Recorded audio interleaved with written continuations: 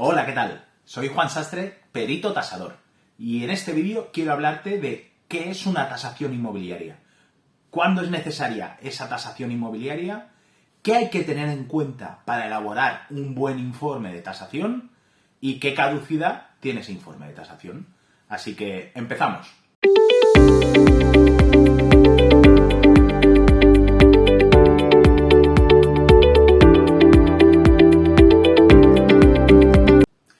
¿Qué es una tasación inmobiliaria? Una tasación inmobiliaria es darle un valor actual a un bien inmueble en concreto. ¿Qué hay que tener en cuenta antes de elaborar un informe de tasación? Lo primordial que hay que tener en cuenta es el objeto por el cual se nos solicita esa tasación. No es lo mismo valorar un inmueble como garantía hipotecaria, es decir, a modo de ejemplo, pedir y solicitar un informe de tasación para presentar en el banco y que el banco nos conceda una hipoteca, que valorar un inmueble para un reparto de herencia, para un proceso de divorcio o separación, para una contradictoria para Hacienda, una liquidación de una sociedad, todo ese tipo de objetos, de esos motivos por los cuales necesitamos una tasación. Eso es lo primero, saber el objeto por el cual nos solicitan el informe de tasación. Segundo, recabar toda la información registral y documental del inmueble objeto a tasar. Catastro, registro de la propiedad y certificación de cargas. Mínimo 2 de esos 3 documentos necesitamos adjuntarlos al informe de tasación. Primero, para asegurar la objetividad y el rigor del informe. Y segundo, para complementar e implementar ese informe de tasación. Por último, saber que la caducidad de un informe de tasación está establecida en 6 meses. Es decir, a partir del momento que solicitamos y elaboramos el informe pericial de tasación, ese informe pericial tiene una caducidad de 6 meses. No quiere decir que dentro de 6 meses tengamos que volver a elaborar ese informe de tasación, pero sí revisar los parámetros, revisar los comparables, revisar los porcentajes y actualizarlo en relación al momento actual inmobiliario. ¿Qué método se lleva a cabo para elaborar un informe de tasación? Bien, dependiendo del objeto por el cual se tenga que elaborar ese informe, tendremos que utilizar una metodología u otra.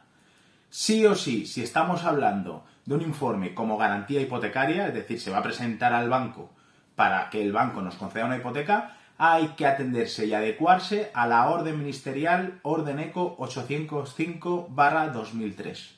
Esa orden regula 4 métodos de valoración y tasación inmobiliaria. El método de comparación, el método de coste, el método residual, en su vertiente dinámica y estática, y el método de actualización de rentas. Sí o sí tenemos que utilizar uno de esos 4 métodos para presentar ese informe al banco, para solicitar una hipoteca. Todo lo que no sea solicitar una hipoteca, entonces se puede elaborar el informe de tasación bien a través de esos 4 métodos o bien a través de criterio del tasador.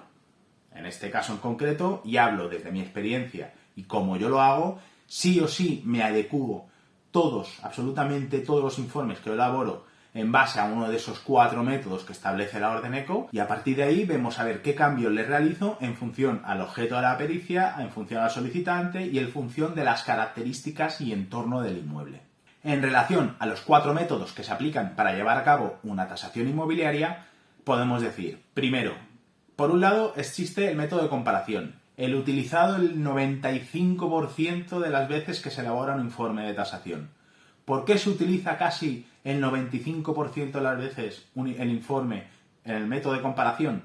Porque comparamos inmuebles lo más parecidos posible al nuestro, al inmueble objeto a tasar, con otros muy parecidos. Por ejemplo, si estamos valorando un inmueble chalet, compararemos ese inmueble con otros inmuebles chalets lo más parecidos posibles, tanto en ubicación como en características. Por otro lado, existe el método de coste. Ese método de coste lo que hace es establecer un valor al bien inmueble en base a los costes que costaría volver a reedificar ese inmueble con los bienes y con los áridos y con los materiales de hoy en día.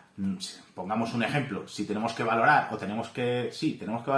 una vivienda a piso que se construyó hace 60 años, el coste de esa construcción hace 60 años no es el mismo que ahora. Entonces nos traemos esa tasación de hace 60 años, esa edificación de hace 60 años, la traemos a fecha de hoy y le damos un valor, contando los costes de construcción, el beneficio del promotor, los costes del promotor, contando también una depreciación funcional o física, depende del tipo de inmueble.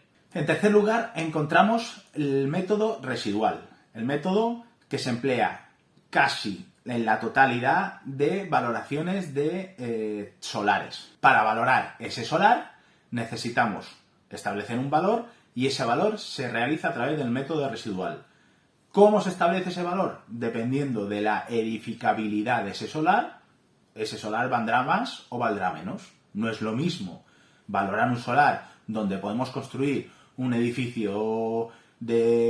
bloque de edificios de 3 plantas que valorar un solar donde podemos edificar un bloque de edificio de 20 plantas. El margen económico y el margen de beneficio que nos va a dejar tanto uno como el otro hay que tenerlo en cuenta a la hora de elaborar y establecer un valor a ese solar. Por último, existe el método de actualización de rentas. Ese método basa la valoración del inmueble en función a la rentabilidad que se le vaya a dar.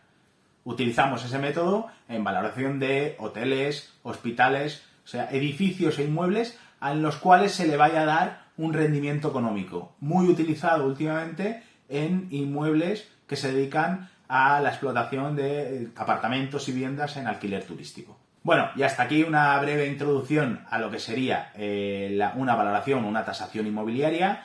Te invito otra vez a que vuelvas a suscribirte al canal y si tienes alguna duda y consideras que pueda resolvértela, puedes hacerme llegar tus comentarios a través de la caja de comentarios de aquí o bien a través de mi página web www.gabinetesastrevidal.com. Será un placer ayudarte. Un saludo.